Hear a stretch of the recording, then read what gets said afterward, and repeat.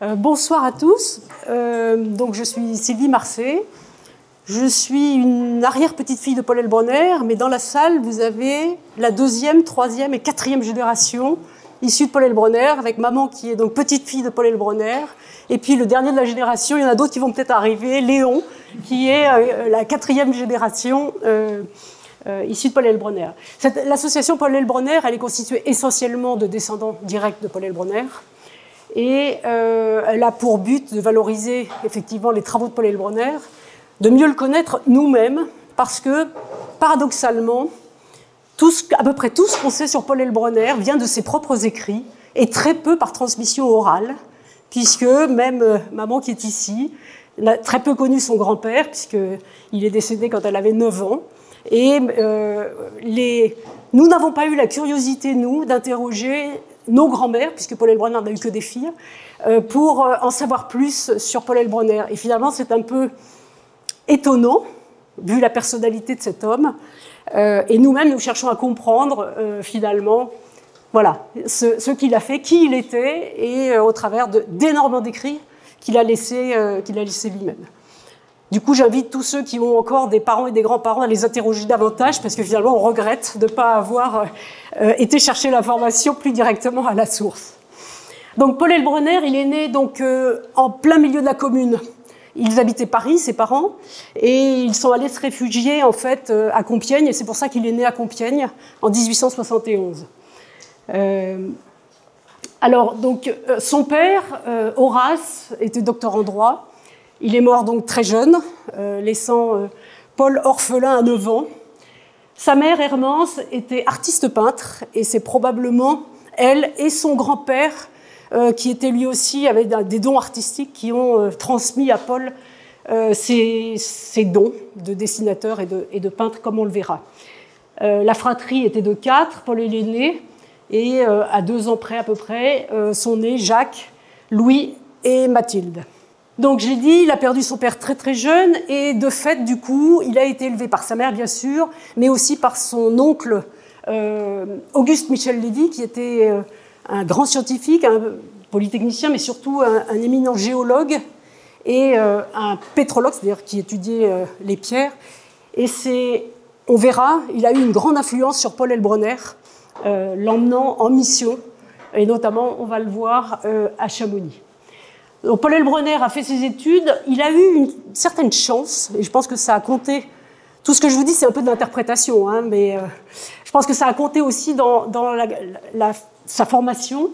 Il a été donc à l'école, au collège Rollin d'abord, qui est devenu maintenant le lycée Jacques Decour à Paris, et puis à l'école Monge qui est devenu le lycée Carnot. Mais surtout, il a bénéficié, le lycée Carnot à l'époque, l'école Monge, était le laboratoire qui a été créé par Pierre de Coubertin avant qu'il ne relance les Jeux Olympiques pour développer le sport à l'école. Et donc, Paul Elbronner a bénéficié d'une innovation pédagogique de l'époque qui était beaucoup d'importance donnée aux exercices physiques. Et en plus de ça, il y avait dans cette école une grande liberté accordée aux élèves, beaucoup plus grande que dans d'autres établissements, notamment des récréations plus longues, paraît-il, et un certain nombre donc de libertés de penser, de créer, d'être plus indépendant, probablement, qu'un grand nombre de gens de son époque. Donc, il était un sportif accompli. Je crois qu'il était très doué en équitation et en escrime, en particulier. Et puis, il y a eu cette rencontre avec la montagne. Paul Elbronner, en fait, souffrait très jeune de migraines. Et par moments, donc, il semble qu'il ait eu des vraies difficultés de santé. Et son oncle, ainsi que sa mère, se sont dit que la montagne, c'était bon pour la santé. Et donc, son oncle l'a emmené, à l'occasion d'une mission de géologue où il avait été envoyé à Chamonix, il l'a emmené donc, en 89, donc il avait 18 ans, à Chamonix. Et c'est là qu'il a été en contact avec la haute montagne, mais dans un cadre extrêmement privilégié, puisque son oncle, qui était un géologue reconnu, évidemment, avait l'accès à tous les grands de la montagne de l'époque. Et notamment, ils étaient hébergés au Grand Hôtel Coutet, à Chamonix, qui avait été fondé par François Coutet, lui-même guide de haute montagne. Alors, je sais que dans la salle, il y a un guide de haute montagne, très bon ami, qui connaît beaucoup de choses sur Paul Elbronner, et donc si je dis des choses fausses, je l'invite, Robert, à me contredire, bien sûr, pour rétablir des vérités.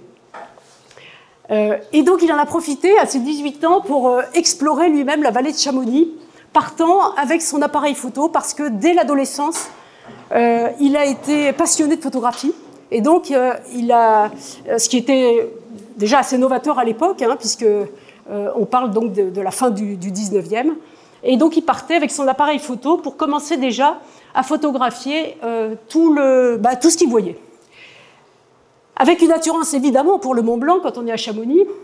Et donc Paul Elbronner, 2 ans à peine après avoir découvert Chamonix et la montagne, eh bien, s'est mis en tête de gravir le Mont Blanc. Et donc à 20 ans, en 1891, il a gravi le Mont Blanc. Il a fait une première tentative avec un mal des montagnes épouvantable, il ne s'était pas entraîné, il n'avait pas mangé avant de partir.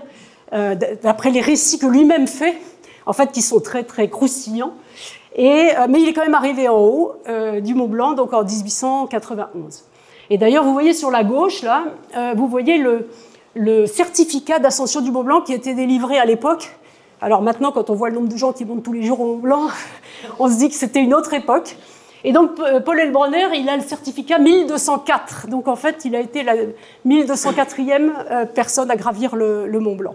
Et on voit, je ne sais pas si vous arrivez à voir sur la diapo, l'itinéraire qui était donc inscrit sur le certificat que j'ai repassé en rouge. Donc, pour ceux qui pratiquent la montagne, ils passaient par le petit plateau, la jonction, le petit plateau, le grand plateau, et puis ils grimpaient au Mont Blanc.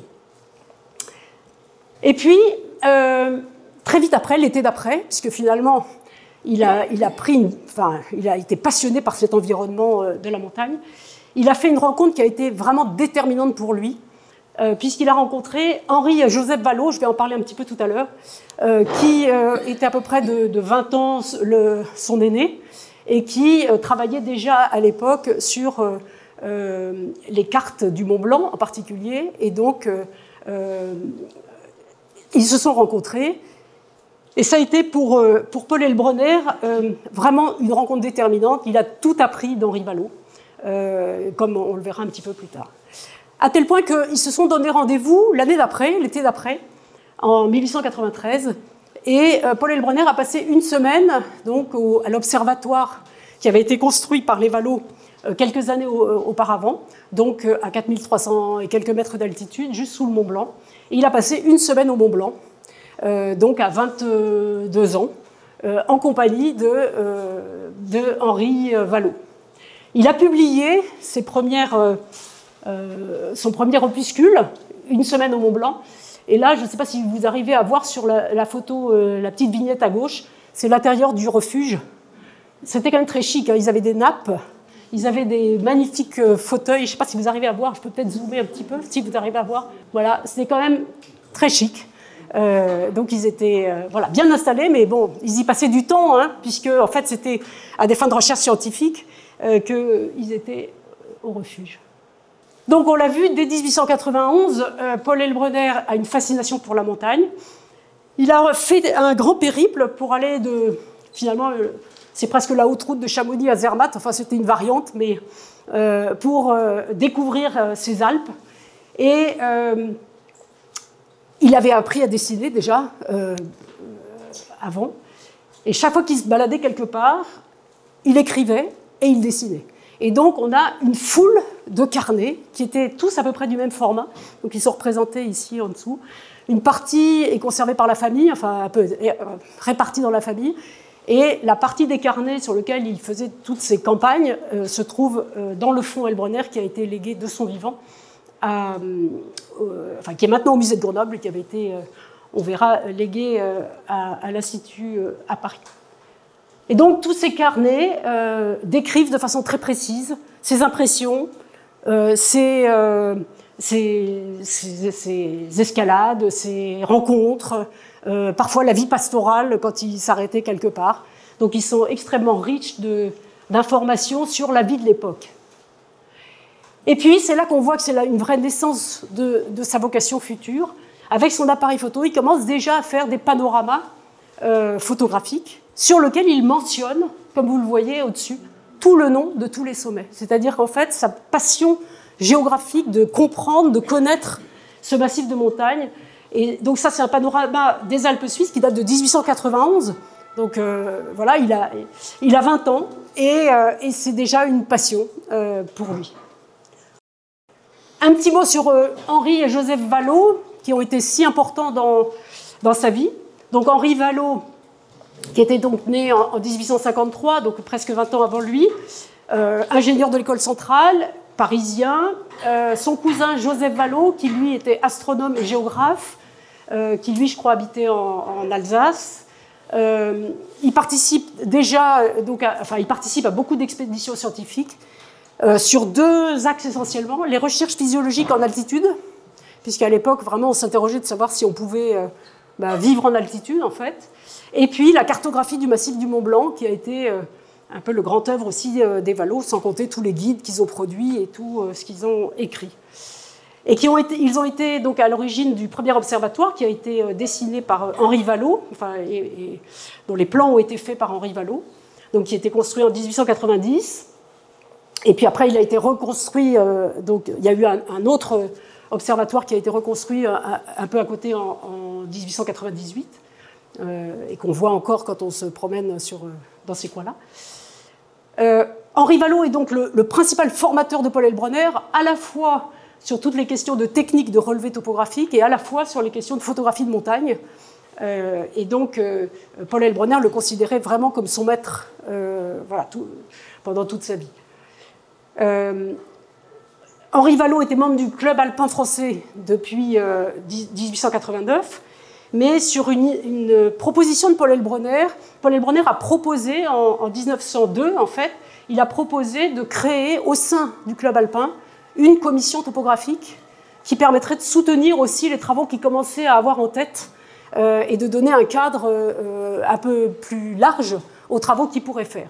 Et donc, cette proposition a été acceptée et Henri Vallot est devenu le secrétaire de la commission topographique du CAF. Et sous son impulsion, cette commission a été très importante puisqu'elle a formé de nombreux cartographes, de nombreux topographes et a eu un rayonnement international. Donc Henri Vallot est vraiment une personne importante. Ces premiers séjours, ces 3 années où il a passé ses étés à Chamonix, donc c'était à la fin de ses études secondaires, et le bac juste en poche, donc il a continué ses études, il a fait une formation donc, d'excellence, il était reçu à l'école polytechnique, et ensuite il a fait l'école d'application de Fontainebleau, du génie de Fontainebleau, de l'artillerie. Et puis, plusieurs années plus tard, il a passé 2 doctorats de sciences, de mathématiques, donc en 1912. Mais parallèlement à cette formation scientifique et militaire de haut niveau, il a continué une formation artistique, d'ailleurs sur les conseils de sa mère, Hermance, qui était donc peintre, on l'a dit, et qui a demandé à Édouard de Taille, qui était à l'époque un peintre notamment qui a peint beaucoup les questions militaires et qui avait une précision dans son trait incroyable. C'était vraiment de la description très fine de tout ce qu'il voyait, de la reproduction de la réalité, le plus proche possible de la réalité. Et donc, Paul Elbronner a été formé par Édouard de Taille, et on verra que ça a sûrement une influence sur la suite. Quand vous avez vu les panoramas à l'entrée, vous avez vu le niveau de détail du dessin de Paul Elbronner. Et je l'ai dit, alors il a aussi été formé à la photographie, et il a notamment été à l'atelier Nadar. Donc les Nadar, c'est ceux qui étaient des pionniers de la photographie et qui, de père en fils, en fait, ont été vraiment des photographes très réputés à Paris. Et il a fréquenté l'atelier Nadar à Paris. Donc, chaque fois qu'il touchait quelque chose, finalement, il avait accès à des personnalités expertes dans son domaine et qui lui apportaient vraiment une compétence, on va dire, dans chacun des domaines qu'il suivait. Je l'ai dit, il avait des grandes migraines, et ça n'est qu'à l'âge de 40 ans qu'on a découvert qu'il avait une maladie en fait extrêmement rare, une maladie dégénérative extrêmement rare, qui en fait aboutissait à ce que la boîte crânienne s'épaississait, se déformait, et donc ça provoquait évidemment, on l'imagine, dans le cerveau des mouvements tout à fait douloureux. Et donc sur les photos où il se représentait lui-même de profil, on voit entre les premières photos que je vous ai montrées, ou celle de là-haut quand il est jeune polytechnicien, et à la fin de sa vie où il a toute une déformation de sa boîte crânienne qui est très très visible sur ces représentations. On l'a dit, hein, il était très doué en dessin et partout où il passait, il faisait des caricatures de lui-même aussi, enfin, en tout cas des dessins de lui-même. Et notamment, quand il a été reçu bien plus tard à l'Académie des sciences, il a fait des croquis de tous les académiciens. Et l'histoire dit qu'il n'y en a que 2 qui n'ont pas accepté d'être publiés. Mais tous les autres ont accepté, donc ça a été publié. Et il y a toute la génération des académiciens avec lui.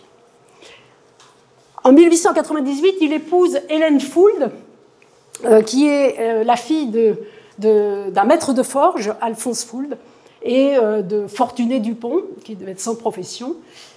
Et cette famille Fould, en fait, avait une certaine fortune parce que alors je crois que c'était le grand-père d'Hélène qui avait créé donc les aciéries, les forges d'abord de Pompée, qui sont devenues ensuite les aciéries de Pompée, et qui en particulier ont fourni l'acier de la Tour Eiffel. Et donc ça a évidemment été une manne importante pour la société des aciéries de Pompée. Et du coup, comme c'était le cas à l'époque, Hélène Fould avait une belle dot, et on verra que ça a eu une influence importante sur la liberté qu'a pu avoir Paul Elbronner de choisir sa vie, où il aurait pu rester directeur dans une usine, mais il a fait le choix d'être totalement indépendant. Ils ont eu, donc Paul et Hélène, ils ont eu 3 filles, donc Suzanne, qui est née en 1899, Jacqueline, donc ma grand-mère, et Edith, qui est née en 1909. Et Hélène Fould est décédée prématurément à 49 ans, donc de maladie. Mais on verra, elle a accompagné son mari, elle a été un soutien de son mari dans toute son grand œuvre, et on verra un certain nombre de photos sur lesquelles elle est présente en montagne avec lui, et c'est assez émouvant. Voilà, on verra ça un petit peu plus tard. Donc, je reviens à Paul Elbronner. Donc, jeune polytechnicien, il commence une carrière classique. Sa belle famille tient les aciéries. Les 2 beaux-frères qui dirigeaient à l'époque les aciéries lui proposent de rentrer comme associé. Et assez naturellement, il va rejoindre les aciéries à Nancy. Mais ça ne lui plaît pas beaucoup. Et au bout d'un moment, alors il y a, je ne sais plus si je l'ai dit après, mais il remercie son beau-père d'avoir un caractère tel qu'il a, qui a fait qu'ils ne se sont pas entendus du tout, et qui a fait qu'il en est parti, et que ça lui a permis d'avoir la liberté de faire son grand œuvre. Sinon, dit-il, je serais peut-être resté un simple directeur d'usine. C'était assez drôle. Je crois qu'il avait finalement un peu d'humour quand il écrivait, même si je ne suis pas certaine que c'était un homme très humoristique dans sa vie, mais en tout cas, dans son écriture, on sent qu'il y a des petites remarques. Ce qui est, je vous ai mis sur la gauche, là, l'hommage que Paul Elbronner a rendu à sa femme. Hop, je ne sais pas si on arrive à lire. Voilà. À la mémoire de ma chère femme, Hélène Paul Elbronner, la collaboratrice de tous les instants, qui jusqu'à la dernière heure, pendant plus d'un quart de siècle, dans une permanente abnégation, a subordonné chaque pensée et chaque décision de sa vie à la réalisation de mon œuvre. Elle en a encouragé les débuts, favorisé le développement, et elle en éclairera la suite, même après sa mort, par le rayonnement de sa merveilleuse intuition et par l'éclat de son exceptionnel idéal. C'est un bel hommage. Et après sa mort, il a du coup créé, au sein de l'Académie des sciences, un prix Hélène Elbronner, qui avait pour objectif de valoriser les femmes de grands scientifiques qui contribuaient d'une façon ou d'une autre à l'épanouissement scientifique de leur mari. L'époque était autre. il a élaboré en fait un projet qui était de contribuer, scientifiquement bien entendu, à la triangulation complète du massif alpin français. Et ensuite, ça s'est prolongé avec la jonction géodésique de la Corse avec le continent, c'est-à-dire du positionnement précis de la Corse par rapport au continent, chose qui n'était pas faite. Il y avait eu des tentatives, mais qui étaient inexactes. Et on le verra, je présenterai à la fin un paragraphe qu'il a écrit lui-même en 1926 et qui, pour moi, est un peu la synthèse de sa vie, où on verra que ce projet, il l'a mûri très tôt, tout en pensant que c'était un projet qu'il avait peu de chances de réussir, mais finalement, c'était d'apporter sa contribution pour que les cartes soient plus justes, parce qu'il avait fait l'expérience dans ces 3 années où il avait beaucoup circulé, et avec cette espèce de regard qu'il avait de comprendre les montagnes et leur positionnement, il avait trouvé que la France était très en retard dans justement la cartographie finalement qu'elle donnait des massifs de montagne. Alors il y avait bien les Valos qui travaillaient sur tout le Mont Blanc et le pourtour du Mont Blanc, mais autour, ils trouvaient justement que par rapport, je crois, aux Suisses et aux Italiens, on avait des choses à faire.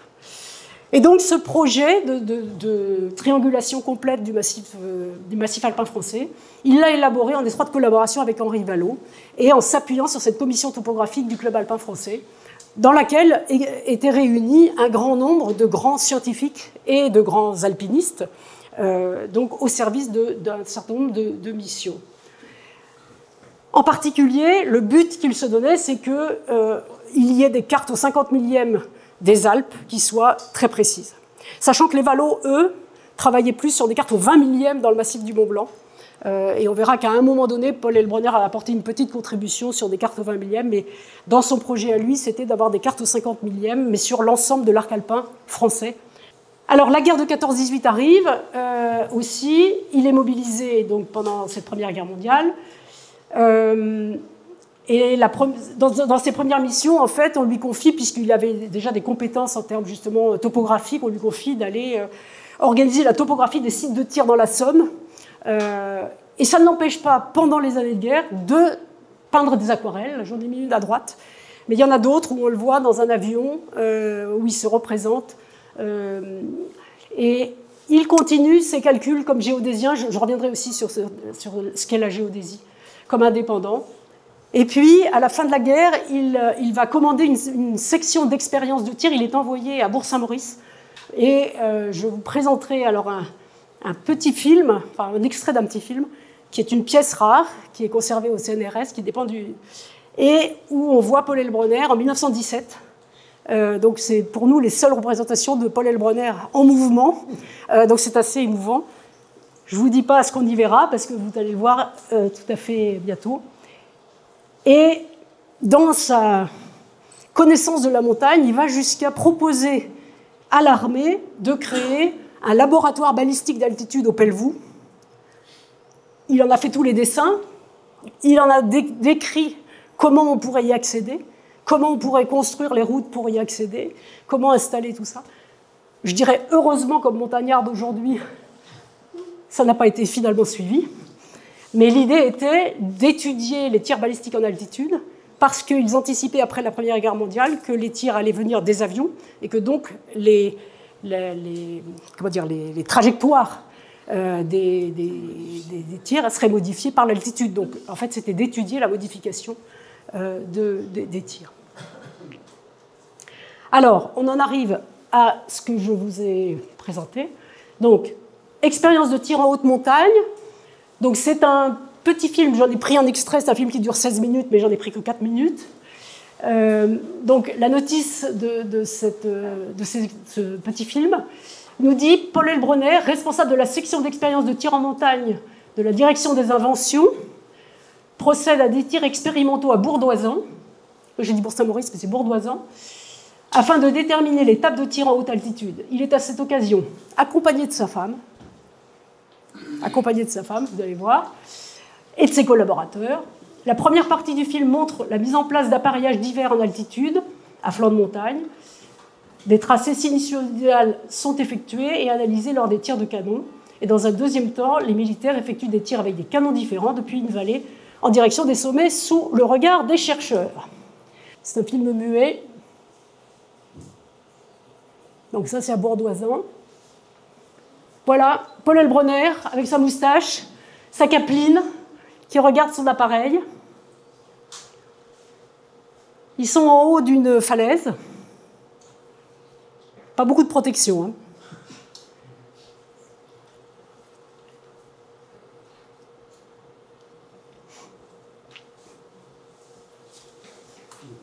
Voilà sa femme, le petit bonnet. Le petit béret, plutôt. Le petit béret. En haut de la falaise, au-dessus de Bourdoisan. Très affairée. Pour nous, c'est très émouvant, hein, parce qu'en fait, on ne savait pas ce qu'elle avait réellement fait. Mais là, on voit en 1917. Donc là, ils sont en train de préparer des tirs.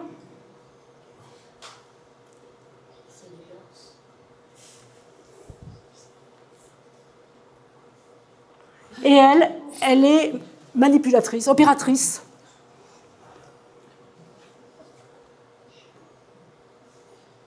Avec tous ces militaires qui font leur expérience de tir en altitude.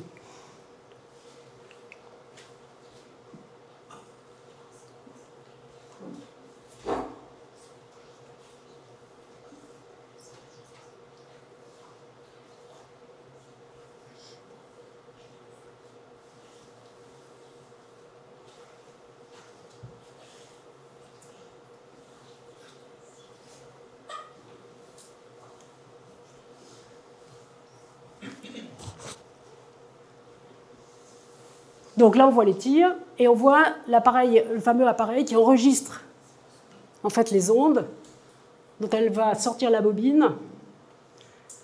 Alors en fait, j'ai un peu accéléré, hein, le film était plus lent, mais j'ai accéléré pour que ce ne soit pas trop long.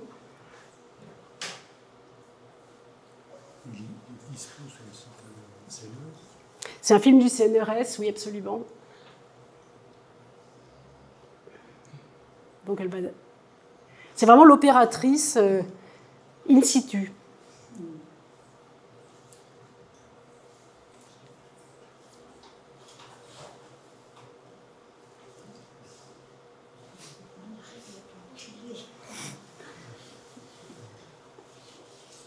Et là, on va voir apparaître, effectivement... Alors, vous dire exactement ce qu'ils enregistrent, je ne sais pas. En fait, je ne sais pas. Je n'ai pas creusé, je n'ai pas eu le temps. Et là, on va les voir descendre sur une corde. Je pense que nos amis guides dans la salle doivent un peu être impressionnés de la latitude avec laquelle... Voilà Paul Elbronner en train de descendre.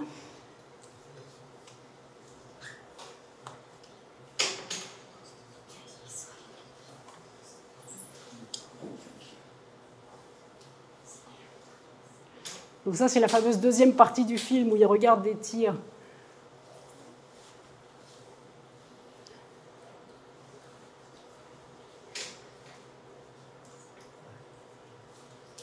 Et voilà Hélène Elbronner qui regarde, comme les autres, ce qui se passe.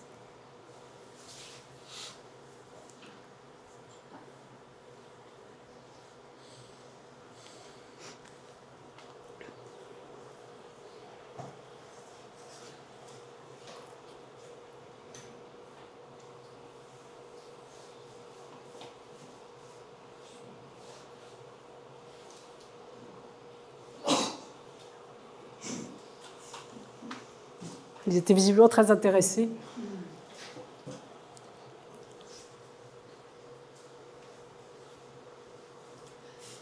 Elle a été pour Paul Elbronner sa secrétaire aussi de travaux. Elle réécrivait un certain nombre de choses à l'issue. Et voilà, Paul Elbronner, il devait faire froid. Il a une espèce de pelisse en fourrure assez étrange. Paul Elbronner était un grand bibliophile.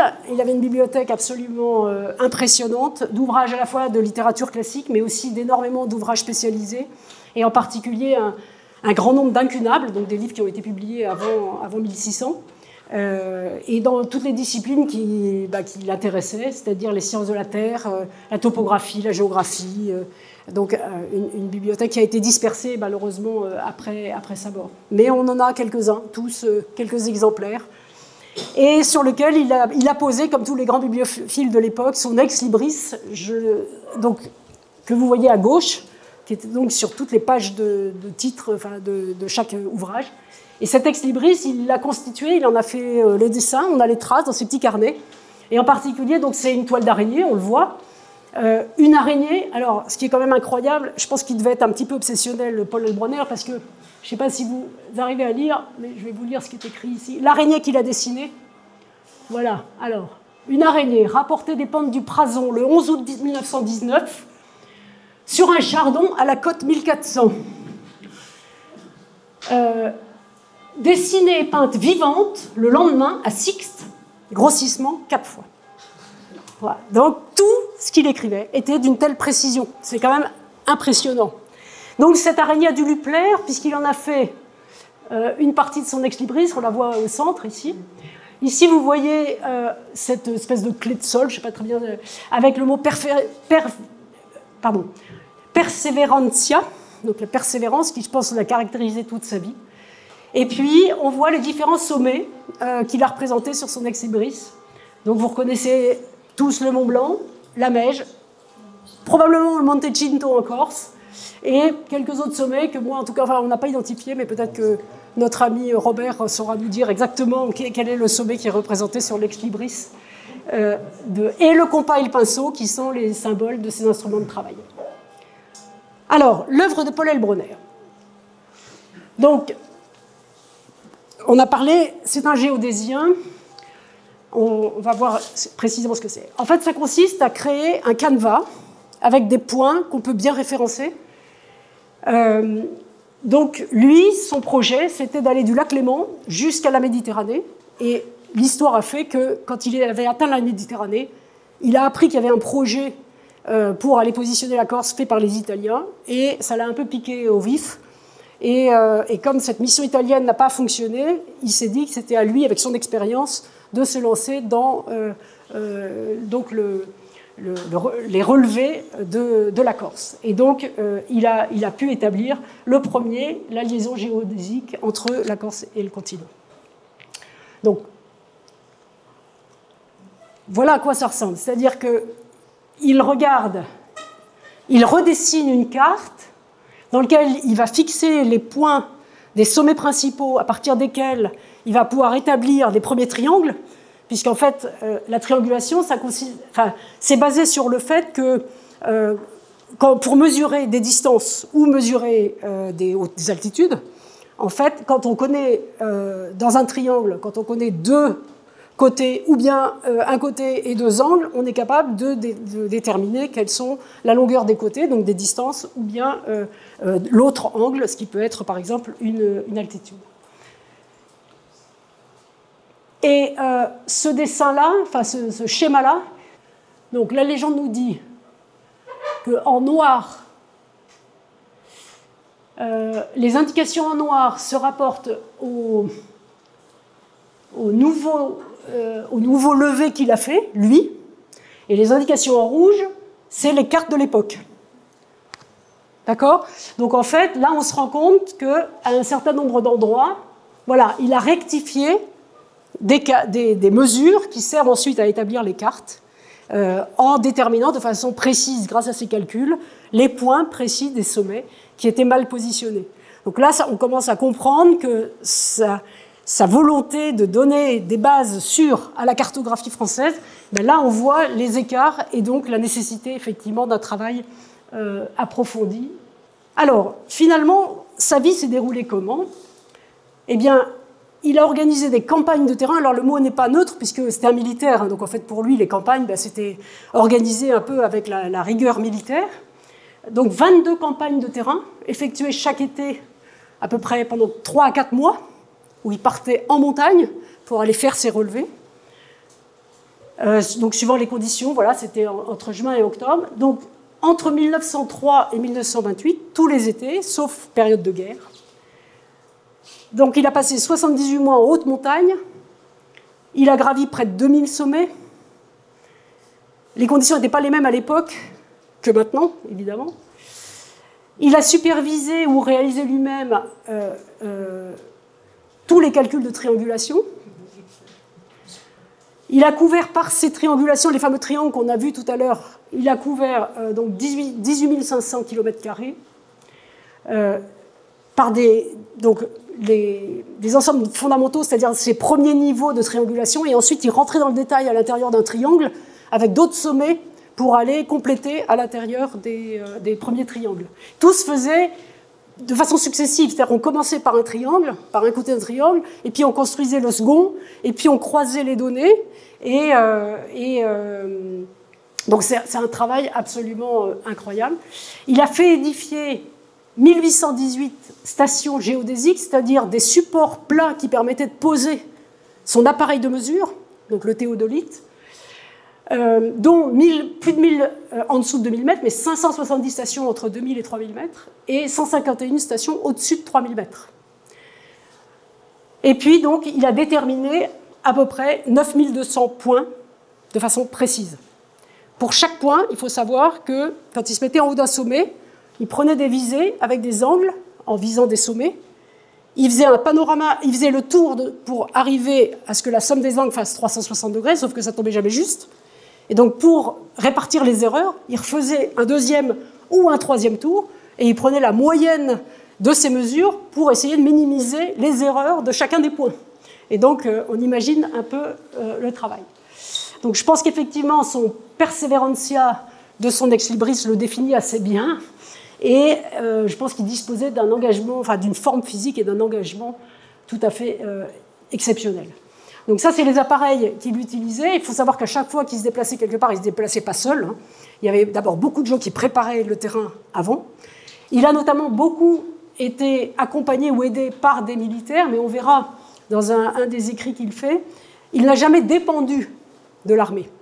Mais il apportait, ce n'était pas du pétrole contre de la nourriture, mais c'était des militaires contre des données. Et donc, il a apporté à l'armée des données sur des points géodésiques qui permettaient à l'armée d'avoir plus de précision dans un certain nombre de domaines où elle en avait besoin. Et en contrepartie, il avait mis à disposition d'hommes. Et c'est lui, par contre, qui était l'entrepreneur de l'ensemble de toutes les missions qui ont été réalisées. Si on a le temps, on verra un paragraphe qui décrit, notamment en Corse, qui a été un peu le point d'orgue, c'est allé jusqu'à plus de 200 militaires mis à son service pour la campagne de Corse en 1925. Donc il posait ensuite son théodolite, donc qui permet de mesurer des distances et des angles. Et puis ensuite, de retour à Paris pendant les périodes d'hiver, eh bien, il organisait tous les calculs et il faisait tous les calculs pour surtout pour croiser, parce que ce n'est pas la donnée brute qu'il pouvait utiliser, notamment pour les altitudes où il faut rectifier avec la rotondité de la Terre, et donc il faut s'appuyer sur d'autres bases de cartographie existantes ou les travaux d'autres astronomes pour aller revérifier et croiser toute l'information qui était donnée et rectifier les données en fonction de l'endroit où c'était et même de la réfraction des ondes dans l'atmosphère. Donc quand on lit ce qu'il a écrit, il y a des choses qu'on ne comprend pas. Voilà. Mais en tout cas, c'était très précis et il semble quand même que toutes les mesures qu'il ait faites aient une vraie qualité scientifique. C'est-à-dire que c'est des mesures qui ont continué à perdurer derrière lui, même si ensuite il y a eu beaucoup de nouvelles techniques et que finalement, toutes ces mesures n'ont pas été exploitées, disons complètement, parce que les méthodes ont changé juste après lui. Et donc, il y a eu notamment les photographies aériennes et un certain nombre de données, de techniques complémentaires. Donc, tout ce travail a donné lieu à une publication qu'il a voulu de son vivant, c'est-à-dire qu'il a tout écrit. Et un certain nombre de tomes ont été publiés de son vivant et les derniers ont été publiés après sa mort. Mais donc, de 12 volumes de ce qu'il a appelé la description géométrique détaillée des Alpes françaises.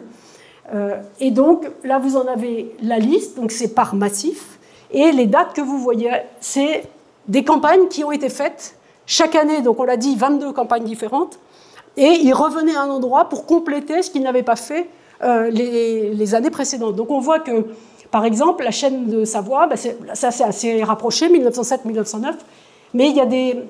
si on regarde, par exemple, la chaîne méridienne de Dauphiné-Provence, le tome 8, on voit qu'il y a des campagnes de 1905-1906.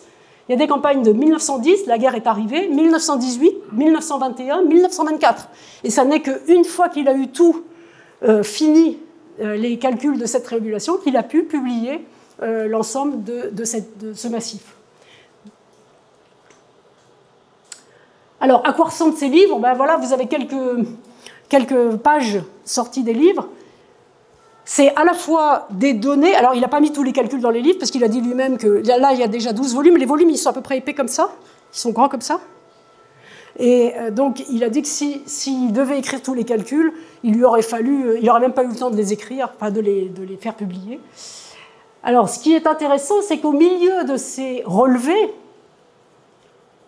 eh bien, il écrit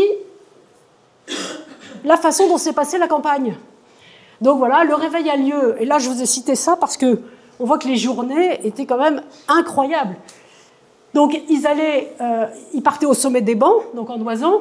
Le réveil a lieu à minuit le 9. Une brume intense recouvre la vallée, ne permet pas de voir à 10 mètres. Je consulte mon baromètre, etc. Nous remontons, assez inquiets du temps, jusque vers 5 heures. À ce moment, comme un coup de baguette, l'atmosphère devient pure. Une journée splendide se prépare. Nous remontons le glacier de la Pilate. D'immenses crevasses et des séracs menaçants nous obligent à de longs contours. Nous arrivons à 9h30 au col de la Pilate. Et suivant les crêtes de la tête de la Pilate, vers l'ouest, nous faisons halte à 10h au col des Bancs. Nous attaquons la muraille orientale. Le rocher est excellent. À 11h30, le point culminant de l'arête est atteint. Je le trouve plus confortable que j'osais l'espérer. Le temps sans brume et sans vent me permet un excellent travail. Nous quittons l'admirable belvédère à 15h30 et à 21h15, nous revenons à la Bérarde par un clair de lune qui nous dispose de lanternes. Donc voilà, une journée de Paul Elbronner. Et puis s'en suivent tous les relevés qui ensuite sont notés dans les petits carnets et seront ensuite retranscrits, notamment par sa femme, en vue de la publication. Alors, là c'est une autre journée, je ne vais peut-être pas la lire, mais c'est une autre journée dont on voit dans la conclusion que la course et la station ont ainsi duré 23h50. C'est-à-dire que non seulement il faisait l'alpinisme, mais en plus il passait 4 heures à faire ses mesures, et puis il redescendait. Et tout ça avec un objectif qu'il se donnait en amont. Et on le verra aussi, si le temps n'est pas bon, il faut attendre. Et parfois dans des conditions extrêmes. Ça a été le cas par exemple au Cinto en Corse, où ils ont pris un orage épouvantable. Alors au Cinto, on apprend qu'il était accompagné de sa fille Jacqueline, donc ma grand-mère, qui avait à l'époque 23 ans, je crois, ou 22 à peu près. Donc le temps se gâtait de plus en plus, et 2 jours plus tard...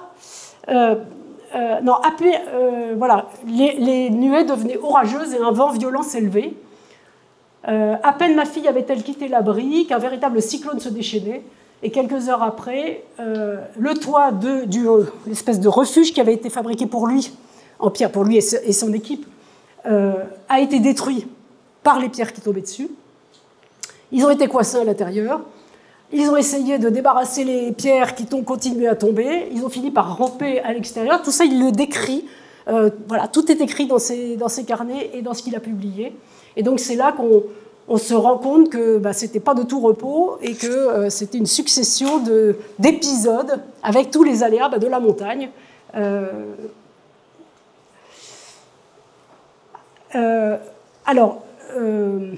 Là, c'est un paragraphe donc, qui concerne la Corse, et c'est juste pour donner un peu la mesure de ces expéditions, finalement, qu'il a dirigées, puisque là, on voit, alors, il y avait un enjeu assez fort, il a été soutenu par les ministres de la Marine et de la Guerre, qui se trouvaient être, où il connaissait des personnes, qui ont pu soutenir son projet, et des choses qui vont nous rappeler les choses actuelles. Il a obtenu... Voilà. L'ordre général de collaboration la plus étendue sous la réserve qu'aucune dépense supplémentaire ne devrait en résulter pour le budget de l'État. Mais il se trouve que Paul Elbronner, en particulier grâce à la richesse de la famille Pould, avait les moyens de vivre sa passion, mais donc de financer des travaux utiles à la collectivité et scientifiquement importants avec ses propres deniers personnels. Simplement, il a eu quand même beaucoup d'aide puisque on a mis à sa disposition un certain nombre de militaires. En particulier en Corse, il y avait 3 sommets principaux, le Cinto, le Rotondo et le Stello, et sur lequel il écrit donc qu'il y avait une 30aine de militaires mis à disposition sur chaque point pour le construire d'abord. Ensuite, il y avait l'alimentation. Ensuite, il fallait tous les renseignements de l'un à l'autre pour allumer les feux d'un côté et de l'autre. C'était des porteurs qui descendaient, qui remontaient, des télégrammes qu'ils envoyaient pour décider à quelle heure ils devaient allumer Donc il y avait toute une organisation de logistique en fait qui permettait que les informations se passent de l'un à l'autre. Il n'y avait pas de téléphone portable, donc tout ça se faisait à pied ou avec quelques véhicules. Et donc c'est là qu'il écrit qu'effectivement à un moment donné, donc pendant quelques jours, il y a eu plus de 200 personnes, 200 militaires mis à la disposition pour ces relevés de Corse. Et donc il fallait attendre le bon moment, parce que techniquement, la jonction géodésique de la Corse au continent était en fait un défi scientifique très important, parce que la distance était très grande, et que jusqu'à maintenant, personne n'avait réussi à même imaginer une méthode qui pouvait permettre de le faire. C'est d'ailleurs intéressant, puisque cette mission principale de la Corse, où il a finalement réussi à faire ces mesures, c'était donc en 1925, donc il y a 100 ans exactement. Et donc là, on a été sollicité au sein de l'association, notamment par l'association des géomètres experts, qui ont voulu rendre hommage à Paul Elbronner en allant sur le Monte Cinto pour retrouver la cabane Elbronner qui existe toujours sous le Monte Cinto, et puis sur le Mont Stello pour aller refaire des mesures actuelles. Alors évidemment pas avec les mêmes appareils, donc après il faut les retraiter, mais l'idée était quand même de comparer, une fois les traductions faites en fonction des appareils, de comparer les mesures de Paul Elbronner et les mesures qu'on peut faire aujourd'hui pour positionner la Corse par rapport au continent. Alors, je vous le disais, Paul Elbronner a publié cet article-là dans la revue d'astronomie en 1926, qui pour moi est un peu la synthèse de sa vie. Donc, puisqu'on voit un peu les motivations qu'il a eues. Donc, il écrit... donc il parle du démarrage finalement de sa carrière. À la suite d'une dizaine de campagnes d'ascension dans les Alpes françaises, suisses, italiennes et autrichiennes, j'avais été frappé de l'infériorité de notre documentation topographique nationale vis-à-vis de celle qu'offraient les cartographies des États voisins. Et j'avais rêvé de pouvoir quelques jours me consacrer, indépendamment de tout organisme officiel, à la connaissance géométrique détaillée des massifs alpins des Alpes. J'avais en quelque sorte plus spécialement touché du doigt cette infériorité en m'appliquant à réaliser les légendes toponymiques d'un tour d'horizon complet du sommet du Mont Blanc, on l'a vu tout à fait au début, et peint d'après les photographies que j'avais eu l'occasion de prendre lors des différents séjours de cette cime. Et ensuite, donc, il va écrire toute la reconnaissance qu'il a de tous les soutiens qu'il a eus, parce qu'il n'aurait jamais pu faire ça, évidemment, seul, donc tous les soutiens qu'il a eus, et le fait que jamais il n'aurait pu espérer aller au bout de ce travail titanesque. Et c'est assez émouvant parce qu'il écrivait beaucoup, et il écrivait des petites phrases aussi dans un carnet spécial où il écrivait ses petites pensées du jour.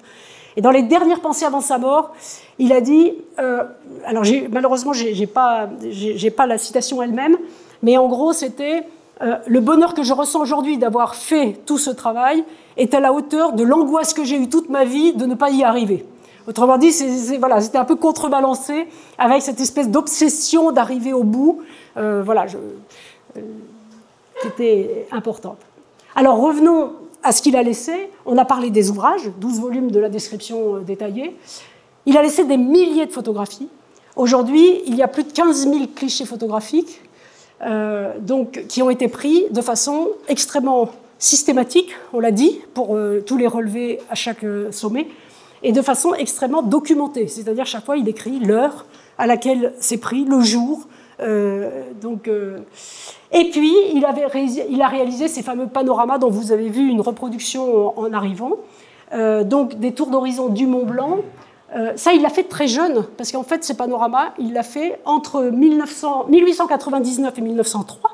Donc, en fait, au moment où il ne savait pas très bien ce qu'il allait faire de sa vie. Il s'ennuyait des montagnes. Il avait pris ses photos dans ses 3 premières années où il avait découvert Chamonix et la montagne.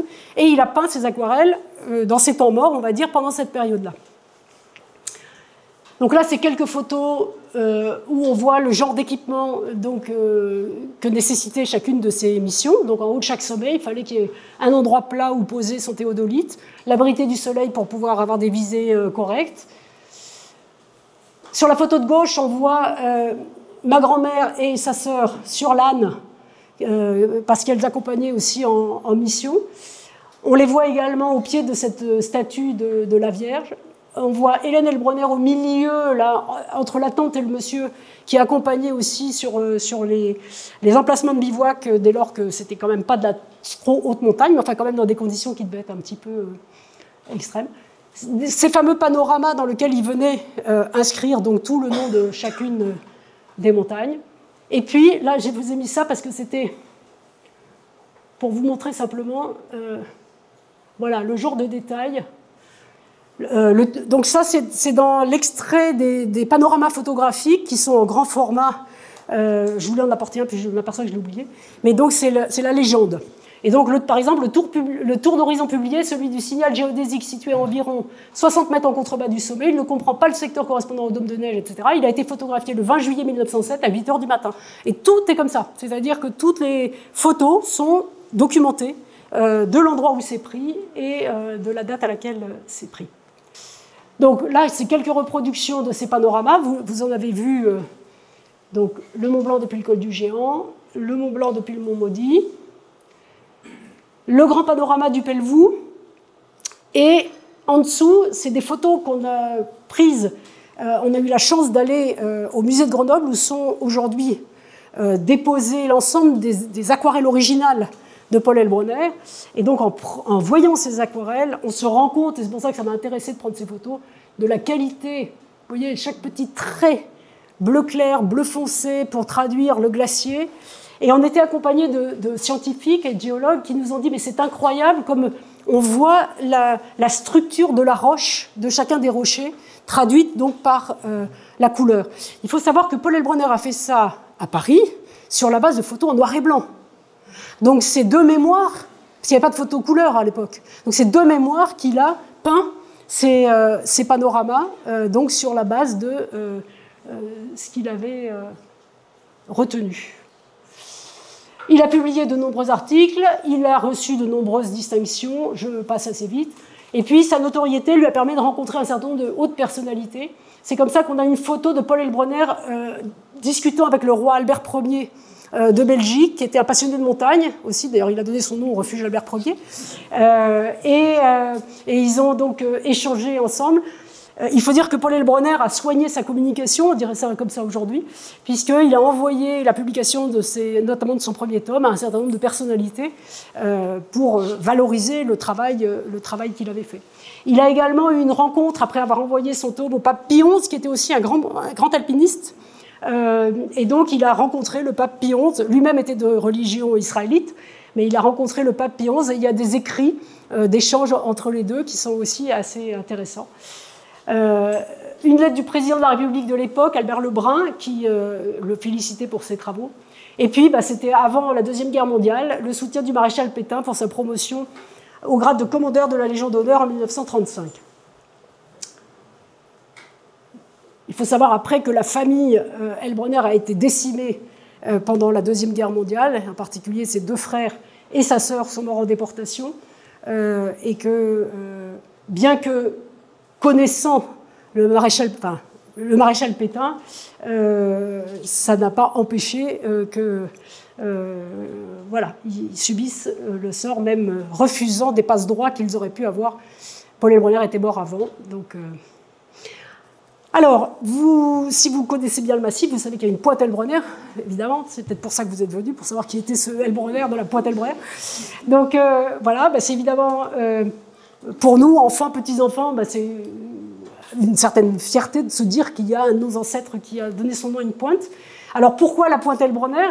Mais en fait, il a été élu à l'Académie des sciences en 1927, sur la base de l'ensemble des travaux qu'il avait réalisés. Et donc, pour honorer ce travail, l'Académie a décidé de lui donner un nom dans le sommet des Alpes, mais il n'y en avait plus beaucoup, probablement. Et donc, il y avait un caillou. Ça ressemble un peu à un caillou qui est à côté du col du Géant, et sur lequel d'ailleurs Paul Heilbronner, sur les indications d'Henri Vallot, avait été prendre des mesures tout à fait au début de sa carrière. Et donc ce caillou étant libre, il a été proposé de donner le nom à ce caillou. Mais c'était bien avant que vienne l'idée de construire un téléphérique côté italien pour monter sur ce col du géant. Et donc, ça n'est qu'en 1957 qu'effectivement un téléphérique a été construit, ce qui a valu des remarques de ma grand-mère qui disait « Oh là là, si Paul Elbronner savait ça, il se retournerait dans sa tombe. » Parce qu'évidemment, lui qui a parcouru les montagnes à pied, de voir un téléphérique abîmé, un sommet, je pense que c'était pas forcément dans sa culture. Voilà, et donc, de fait, cette pointe Elbronner devient très fréquentée, alors que c'était au départ pas du tout le cas. Donc Paul Elbronner a choisi, avant sa mort, de donner l'ensemble de son fonds scientifique donc, à une institution. Donc, comme il était académicien, il l'a donné à l'Académie des sciences. Et donc, son fonds scientifique a donc été donné et légué. Et il y a aujourd'hui plus de 30 000 pièces dans ce fonds, qui au départ a été donné donc à l'Académie des sciences, qui ensuite l'a donné au musée de Compiègne, puisqu'il était né à Compiègne, au musée de l'automobile et du tourisme. Mais évidemment, ça n'a pas tellement de sens que ça reste à Compiègne. Et en 1968, il a été décidé de transférer ce fonds à Grenoble, au musée dauphinois de Grenoble. Pour vous dire les lenteurs de l'administration française, juridiquement, le fonds appartenait toujours au musée de Compiègne jusqu'à ce printemps 2025, alors que depuis 1968, il était physiquement à Grenoble. Mais maintenant, c'est chose faite, c'est le musée de Grenoble qui en est l'officiel propriétaire. Donc, parmi tout ce qui a été légué, il y a donc les 12 000 plaques photographiques, puisque c'est des appareils, vous savez, avec des plaques de verre. Donc les 12 000 plaques de verre sont au musée de Grenoble, et le musée de Grenoble est en train de faire un transfert de l'ensemble de ces fonds dans un nouveau bâtiment, et ils ont nettoyé une par une l'ensemble de ces plaques de verre, ce qui fait qu'on va pouvoir, c'est notre souhait le plus cher, exploiter et numériser en particulier ces plaques de verre pour avoir des photos de meilleure qualité que les reproductions qui ont été faites à l'époque dans les grands ouvrages qui ont été présentés. Les aquarelles originales sont à Grenoble, et donc là pour l'instant elles sont stockées au 15e rang derrière d'autres choses, donc on a eu le droit d'en voir une, mais exceptionnellement au printemps dernier, parce que c'était compliqué de les sortir. Donc évidemment, on souhaite avec le directeur du musée, dès que ce sera possible, de leur donner une meilleure place. Ces objets de campagne, ces carnets de terrain, donc ces carnets scientifiques, d'autres carnets sont conservés, dispersés dans la famille. Ces récits de courses en montagne, ces cours, ces conférences. Donc là, vous avez un petit échantillon. Visiblement, ils mangeaient beaucoup d'œufs. Ils devaient être durcis et c'était plus facile à transporter. Donc il y a plusieurs comme ça, petites coquilles qui permettent de transporter des œufs. Sa petite tasse, voilà. Son sac de couchage, alors, son théodolite, ses carnets, voilà. Et donc aujourd'hui, qu'est-ce qu'on peut faire de ce fonds Elbronner ? Donc l'association s'est attachée dans son début à essayer de rassembler de la documentation pour en faire raconter une histoire quand même. Et je me suis beaucoup inspirée de ce livre qui a été publié donc en 2015, Les Alpes d'Elbronner. Malheureusement, il est épuisé. Donc on essaye de voir avec l'éditeur Glénat si au moins sur le site internet on ne pourrait pas le donner à feuilleter pour qu'il puisse servir parce qu'il est très bien fait. Et puis on s'est dit avec toutes ces photos, avec l'évolution aujourd'hui de la montagne, des glaciers, avoir une telle richesse d'un fonds photographique d'il y a 100 ans pour arriver à ce qui est aujourd'hui, on s'est dit il y a sans doute matière à exploiter ce fonds photographique. Et donc on est allé rencontrer le laboratoire IDITEM Université Savoie-Mont-Blanc, dirigé en particulier par Ludovic Ravanel, illustre famille de guides, et qui est un glaciologue vraiment internationalement reconnu, directeur de recherche au CNRS. Et avec Ludovic Ravanel, donc, il a proposé de proposer un stage à une étudiante en Master 2 pour voir s'il était possible d'exploiter les photographies dont on pouvait disposer dans les massifs glaciaires et pour faire des comparatifs entre la montagne il y a 100 ans et la montagne aujourd'hui. Donc c'est Zora Erard, étudiante en Master 2, qui a travaillé sous la direction de Ludovic Ravanel et de Philippe Deligne, qui est un géomorphologue, maître de conférence à l'Université Savoie-Mont-Blanc, et qui a donc travaillé sur les comparaisons à partir des volumes des massifs glaciaires, donc massif du Mont-Blanc, massif de l'Oisan, et qui a essayé de voir ce qui était possible. Elle nous a réalisé dans le cadre de ces travaux un beau poster, on ne va pas le détailler, mais ce qui est intéressant, c'est de comprendre ce qu'elle a fait. Elle est partie de Panorama d'Elbronner, en haut. avec le glacier qui est en violet. Et puis, il y a une classification des glaciers qui existe et qui est écrite ici. Alors, il y a les glaciers de Cirque et de Versant. Vous voyez la légende là en dessous. Ouais, c'est peut-être pas très net, mais donc c'est les glaciers qui vont descendre jusque dans les vallées, qui sont sont en forme d'arc de cercle en haut et qui descendent jusqu'en bas. Les glaciers de Cirque, la partie haute qu'on voit, donc ça c'était en 1920, dans les années 1920. Et puis elle est allée rapprocher ces photos de Paul Elbronner avec les vues aujourd'hui 3D ou 2D de l'IGN pour voir aujourd'hui ce qu'il en était. C'est là qu'on voit la deuxième photo, on voit ce qui reste aujourd'hui, vous voyez, comme tache mauve. Donc on voit deux choses, on voit que toute la partie violette, c'est-à-dire la typologie de glacier de Cirque et de Versant a disparu, et que le glacier qui reste n'est plus que de type 2, c'est-à-dire glacier de Cirque. D'accord ? Mais on voit surtout que toute la langue, alors la photo de droite ensuite dessous, c'est vue du haut, vue du sommet, et on voit tout le dessin bleu, c'est tout ce qui a disparu, et on voit des petits points rouges, là, des petits carrés rouges, qui sont en fait les deux petites vignettes qui sont en bas, c'est-à-dire l'apparition de lacs glaciaires, c'est-à-dire qu'il n'y a plus de glaciers, mais il y a des lacs glaciaires qui sont apparus depuis ces 100 ans, qui viennent en fait récolter cette eau.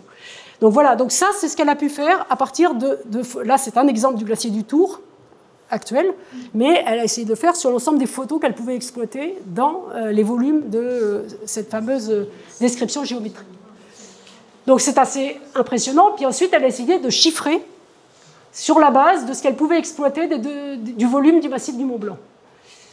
Et là, c'est terrifiant. On le sait, hein, mais c'est terrifiant de le voir. C'est-à-dire qu'on voit que 48% des glaciers ont disparu. Donc, entre les photos de Paul Elbronner du massif du Mont Blanc et aujourd'hui. Alors, la partie indisponible, c'est quand elle n'avait pas les données pour exploiter les informations. Et puis, donc, comment ça se lit ? Là, 6,9% des glaciers ont perdu entre 40 et 60% de leur surface. Voilà. Et 3%. Donc là, on mesure vraiment, en 100 ans, effectivement, l'évolution des glaciers. Et la troisième figure, c'est par typologie de glacier, de savoir quels sont les types de glaciers qui ont le plus souffert depuis 100 ans. Alors, il apparaît clairement que les glaciers des couloirs sont ceux qui ont le plus disparu. Donc, 80% d'entre eux ont disparu. Donc, tous ces glaciers qu'on voyait en fond de couloir. Et ici, alors on voit très mal, mais donc voilà. En fonction des typologies de glaciers, ça permet une analyse scientifique de voir comment les glaciers ont évolué depuis 100 ans à partir de ce fond photographique de Paul Elbronner. Donc c'est une première phase, et on va rediscuter ensuite pour voir ce qu'il est possible de faire. Mais en tout cas, on était très contents que déjà une première exploitation scientifique puisse se faire. On se dit que Paul Elbronner aura été fier de cela, d'autant plus qu'il a écrit lui-même. Il est permis d'ailleurs de supputer à l'avance l'intérêt que pourra présenter quelques jours, notamment au point de vue glaciologique, l'ensemble de cette documentation. Signé Paul Elbronner en 1930. Donc on lui rend hommage aujourd'hui de cette vision qu'il avait de l'importance de ses travaux. Alors quels sont nos projets maintenant ? Comme je vous l'ai dit, le fonds photographique de haute qualité qui existe aujourd'hui au musée de Grenoble, nous souhaiterions vraiment qu'il puisse être exploité de meilleure façon, c'est-à-dire d'abord qu'il soit numérisé, parce que ça permettrait de pouvoir en disposer beaucoup plus facilement. L'idée, c'est peut-être de retrouver, en termes pédagogiques, justement, de faire partager au plus grand nombre la comparaison entre la montagne d'il y a 100 ans et la montagne aujourd'hui pour alerter, et par exemple, de faire une application géolocalisée, comme on a IGN Rando ou autre, et qu'on puisse faire appeler une couche avec les photos d'il y a 100 ans, en disant, voilà, regardez où vous êtes, regardez votre appli, regardez comment c'était il y a 100 ans, prenons conscience collectivement de cette évolution extrêmement rapide. On est en lien aujourd'hui avec l'IGN, avec le CAF, pour essayer d'avancer sur ces sujets-là. Et puis, on a découvert qu'il existait donc ça, c'est pris, je ne sais pas exactement dans quelle année, syndicat d'initiative de la Meije, il existait un sentier Heilbronner. Alors on s'est dit, pourquoi pas raviver ce sentier Heilbronner sur la base justement de parcourir ces 2000 sommets qu'il a parcourus dans les Alpes. Et pourquoi pas créer un grand sentier Heilbronner en traversant toutes les Alpes, puisque finalement, c'est bien ce qu'il a fait, lui, pendant toute sa vie. Et bien voilà, je vous remercie pour votre attention. A-t-il, au fil du temps, réactualisé ces mesures? Alors, la réponse c'est non. Je crois que lui-même n'a pas utilisé la photographie vraiment pour ses relevés, contrairement d'ailleurs à Vallot. Et derrière, il n'a pas eu beaucoup de temps derrière lui, parce qu'en fait, il est mort donc, à 67 ans. Il était quand même fatigué, enfin, il était malade à la fin de sa vie, et il a consacré les 10 dernières années de sa vie à rédiger. Et en fait, après ces 22 années de campagne, etc., il avait fini son grand œuvre, et il était obnubilé par l'idée de finir la rédaction de ses volumes. Et donc lui, je ne pense pas qu'il ait pousser plus loin ou anticiper derrière ce qui se passait. Mais je crois qu'à son époque, et là il y a peut-être des personnes plus compétentes que moi, par exemple les Vallot ont plus pris justement le relais ou d'autres méthodes à partir notamment des photographies que Paul Heilbronner, qui lui s'est vraiment attaché à une espèce de travail de bénédictin, de faire ses triangles, de tous les répertorier, d'avoir des mesures les plus précises possibles. Je crois que lui, il était vraiment focalisé là-dessus. C'était ça qui l'intéressait, c'était de finir, d'apporter une contribution vraiment précise, scientifique, et peut-être sans se projeter plus loin, si ce n'est de se dire que son travail pouvait avoir un intérêt, comme on l'a vu pour la suite, quoi. Parce qu'avoir des données fiables, c'était la base de la cartographie. Donc ça, il en était convaincu. Quel est le nombre de tirages qu'il a fait de ces panoramas? Non, on aimerait bien le savoir, mais on ne le sait pas. Non, on ne le sait pas, parce qu'en fait, il l'a fait à compte d'auteur. Oui, en fait, d'après ce qu'on croit savoir, c'est lui qui a tout financé. Donc en fait, il est allé voir l'imprimeur, Gauthier Villard, et il a commandé une impression en un certain nombre de volumes. Il a dédié un certain nombre de volumes à des personnalités pour faire connaître son travail. En fait, pour lui, ça a été son outil de communication et pour valoriser son travail. Et donc, après, combien d'exemplaires non, on ne le sait pas. On en voit régulièrement sur les salles de vente, mais il y en a. Bon, on en voit, mais et aujourd'hui le fonds est un peu gelé en attente du déménagement. Mais oui, on aimerait. Déjà, il est très mal répertorié, le fonds. L'inventaire du fonds, c'est une catastrophe.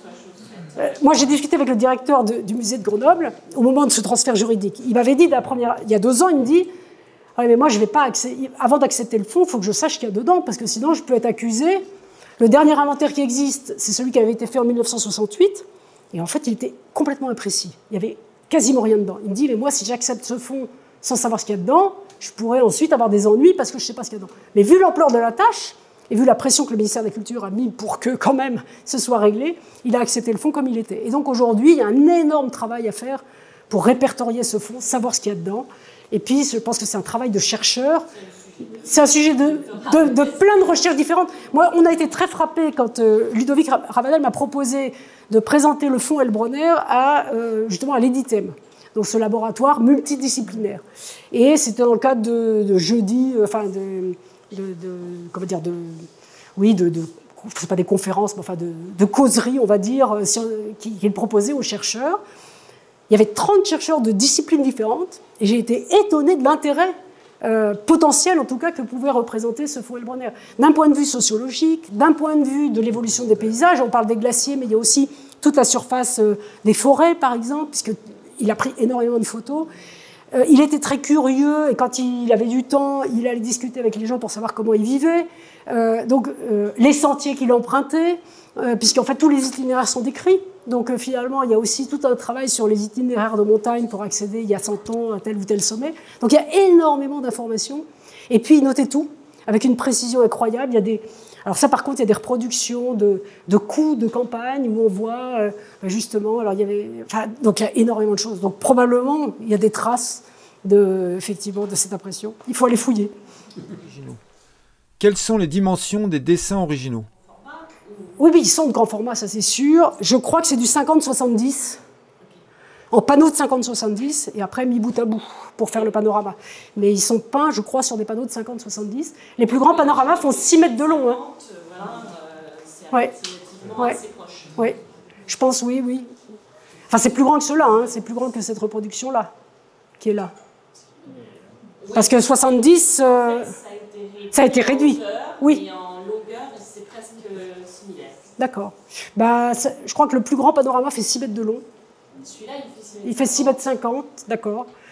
Bah, alors nous, on n'a pas eu la chance de... On aurait bien aimé, hein, mais on n'a pas eu la chance de les voir encore.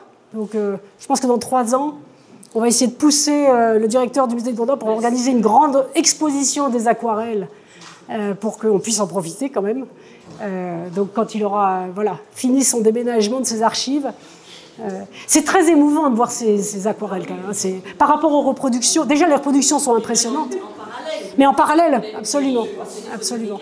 Et ce qu'on voudrait, alors, un certain nombre sont déjà numérisés, puisque la BNF a numérisé par exemple le panorama du Mont Blanc, et on est en discussion avec la BNF pour numériser aussi les autres panoramas, notamment celui du Pelvoux, et puis de numériser aussi les autres, parce qu'il n'y a pas que les panoramas, il y avait aussi d'autres aquarelles qui ont été faites par Paul Heilbronner. A-t-il fait des photos en couleur? Non, je crois qu'il n'y a rien en couleur. Je crois qu'il n'y a rien en couleur. En tout cas, dans le fond, nous, on a vu les plaques de verre, c'est du noir et blanc. Il y en a en négatif, il y en a en positif. Mais que je sache, je crois qu'il n'y a quasiment rien en couleur. Peut-on trouver des écrits de Paul Heilbronner? Alors, oui, mais alors il faut avoir beaucoup de place chez soi. Alors, en fait, il y a plein d'écrits. Il y a ces gros volumes dont je parlais. Alors, dans ces gros volumes, ce qui est compliqué, c'est qu'en plus, il y a tous les panoramas photographiques qui sont à l'intérieur. Donc, en fait, ils sont sur onglets, dépliés. Donc, c'est épais comme ça. Il y a à peu près une épaisseur comme ça qui sont les panoramas pliés. Donc, déjà, à manipuler, c'est hyper compliqué. Et après, comme tu as vu, j'ai mis quelques pages où il y a plein de calculs. Enfin, c'est pas des calculs, il y a plein de données. Et puis, il y a quelques textes.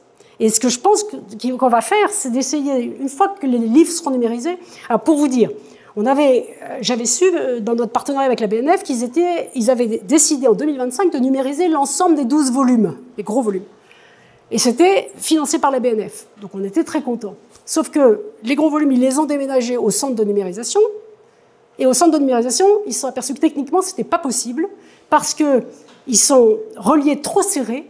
Et qu'en les ouvrant, déjà la manipulation est compliquée, on les casse et donc on ne peut pas les passer en machine.